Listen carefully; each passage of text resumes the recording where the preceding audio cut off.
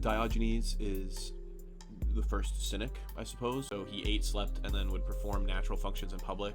So like he would pleasure himself like in the market square, and when confronted about it, he would be like, "Oh, if only I could relieve my hunger by rubbing my belly."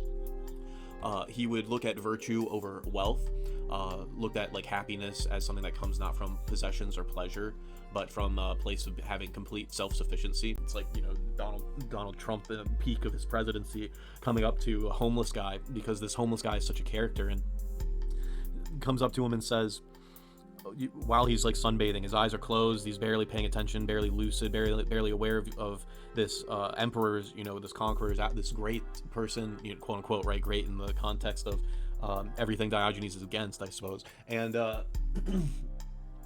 Alexander says,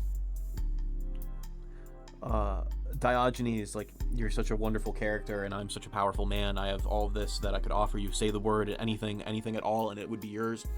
I am happy to give you anything, because you're such a famous and exciting character. You know what I mean? Like, I want to give you a gift, right? Like, you think of like the Nelk boys, or all of the Joe Rogan giving Lex Friedman his watch, or like, you think of like the influencer gift trading game that you kind of witness all the time, like Dana White like giving people like these eccentric gifts, or Donald Trump even giving away eccentric gifts, and Donald Trump offering that to like a homeless guy, Alexander offering this to a homeless guy, like, whatever you want, it's yours.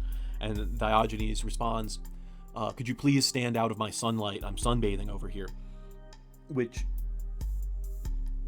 could be an incredibly offensive thing to say, like to say, oh, could you please get out of my way? I'm enjoying the present. I'm enjoying the moment of life. I already have everything I need. So you would just, pop a squat and poop in the middle of a theater during a play or whatever, and it's like it's basically just he just had this sort of like compulsion to antagonize and reject the consciousnesses of other people. This is something that I, maybe you feel this in your own life, like the pressures of society, or of your peer group, or of other people around you, are polluting or mutating your thoughts in a way that you feel is unhealthy or unnatural, or that you're too weak-willed to, that you end up bending to other people, and so you have this compulsion to like do the exact opposite, I guess, if that makes sense. Like, the whole point is to live in accordance with nature, specifically reject social conventions, and then embrace poverty and honesty.